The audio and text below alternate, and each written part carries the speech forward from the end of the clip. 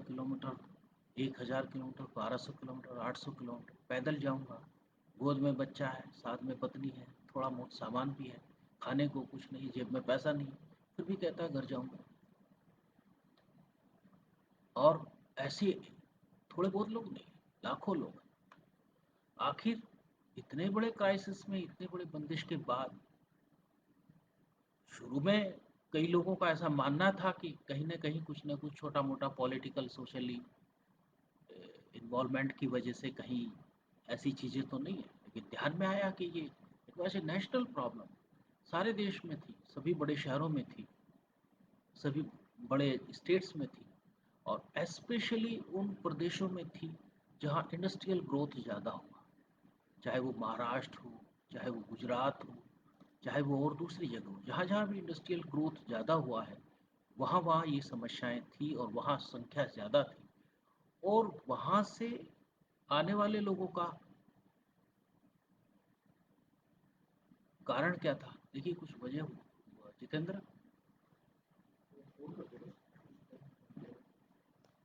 Trouble with bank, चल रहा था भी ठीक है।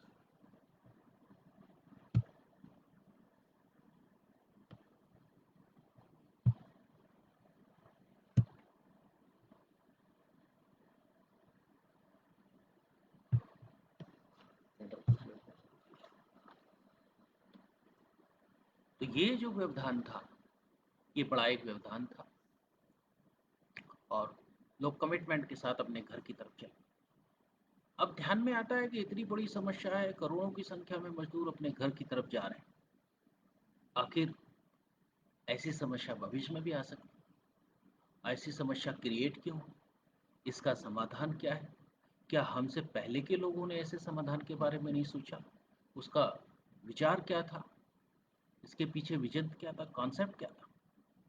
अपनी India's economy policy the Gandhian blueprint 1978 में जहाँ किसान को डिफाइन करते हैं चौधरी साहब, वहाँ एक चीज़ और भी कहते हैं, और वो कहते हैं कि लेबर कैपिटल एंड इनोवेशंस करके एक चैप्टर है, वहाँ वो डिफाइन करते हैं कि 1978 में हिंदुस्तान में जो खेती थी, was done by with A surplus labour, यानी गांवों में खेती में काम करने वाले लोगों की संख्या सरप्लस थी। और वो चाहते थे कि वो जो सरप्लस लेबर है उसका एंगेजमेंट हो एग्रीकल्चर एलाइड सेक्टर में। गांधीयन ब्लूप्रिंट के हिसाब से जो कोटेड इंडस्ट्रीज है का जो कॉन्सेप्ट था, घरेलू उद्योग का जो कॉन्सेप्ट था, उस घरेलू उद्योग का मतलब है खेती बाड़ी से जुड़े उद्योगों में उसका काम का लगना रहे, ताकि उनका इन्वॉल्वमेंट हो वहाँ, बिना प्रोडक्शन को प्रभावित हुए। यानी जितने लोग खेती में चाहिए उतने लोग खेती में रहें, लेकिन अगर सरप्लस लेबर है तो वो अपने ही क्षेत्र में, अपने ही इलाके में, अपने ही गांव में, अपने ही देहात में, अपनी ही बस्तियों के आसपास एग्रीकल्चर और एलाइड के स्मॉल मीडियम और माइक्रो इंडस्ट्रीज में हब क्रिएट हों और वहाँ वो उसमें काम करें। लेकिन फेलियर क्यों हुआ? फेलियर होने का कारण क्या रहा? और उसके साथ साथ फेलियर होने से पहले ये भी बात कहनी, उस समय भी वो कहते थे कि ये इस तरह की जो लेबर है, इस लेबर को हम कहेंगे zero productivity, marginal productivity of labour tends to zero. उस समय कहते थे यानी इनकी प्रोडक्टिविटी जीरो है, जिसको हम गांव में आज क्या कहते हैं कि हमारे नौजवान गांव में बिना रोजगार के, बिना काम के घूम रहे हैं।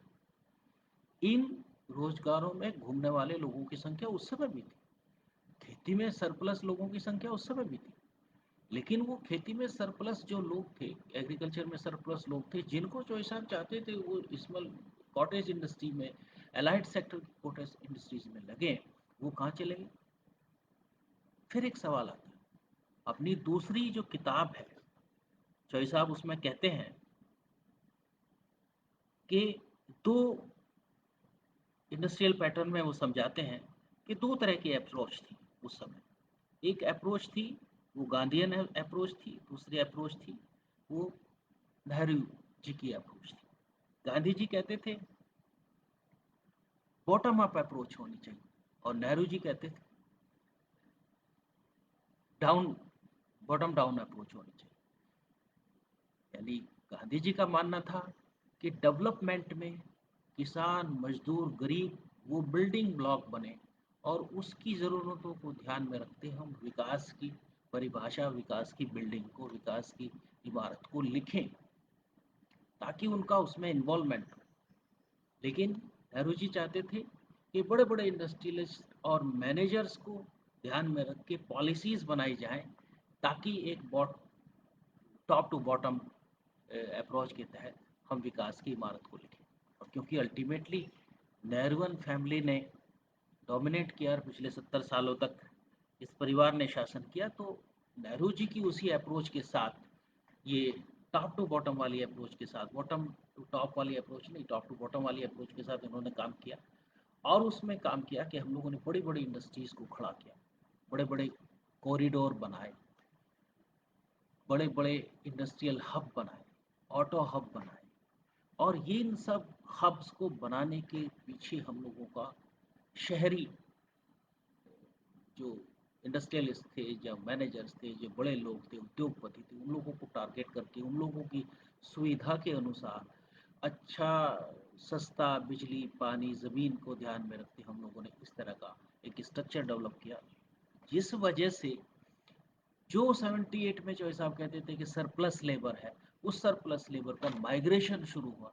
और माइग्रेशन क्योंकि जॉब की तलाश में माइग्रेशन शुरू हुआ और वो वहाँ गए जहाँ बड़े बड़े इंडस्ट्रियलाइजेशन, यानी उन्होंने अपनी मूल जगह को, अपने घर को छोड़ दिया, जिस जो साहब जिसकी चिंता करते। इसलिए ये माइग्रेशन वहाँ हुआ।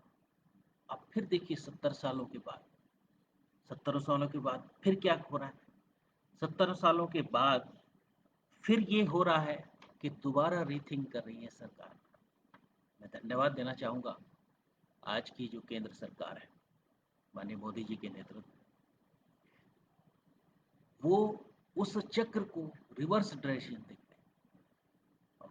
आवाज़ फिर निकल रही है, vocal for local, local technology, घरेलू उद्योग, हमारा स्वदेशी उद्योग, उसको बढ़ावा मिलना चाहिए। फिर आत्मनिर्भर की बात हो। और केवल बात नहीं हो रही, आप देखिए आज़ाद भारत के इतिहास में micro, small and medium scale industries में 3 लाख करोड़ का इन्वेस्टमेंट है।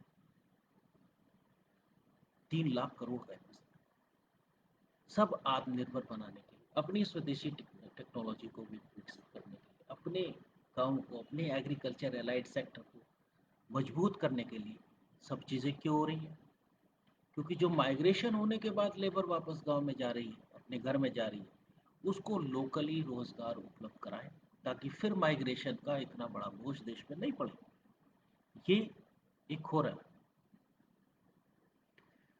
अपनी book economic night mayor of India 1981 में जो चौय साहब ने लिखा है, उसमें मैं कॉज एंड क्योर्स में चौय साहब लिखते हैं, मैं जरा कोट करके भी बताना चाहूँगा कि हु इज़ रेस्पॉन्सिबल, आखिर जिम्मेदार कौन है। और वो लिखते हैं political leadership which has no understanding of real issues involved, no rapport with mud huts or the slums where the country lives,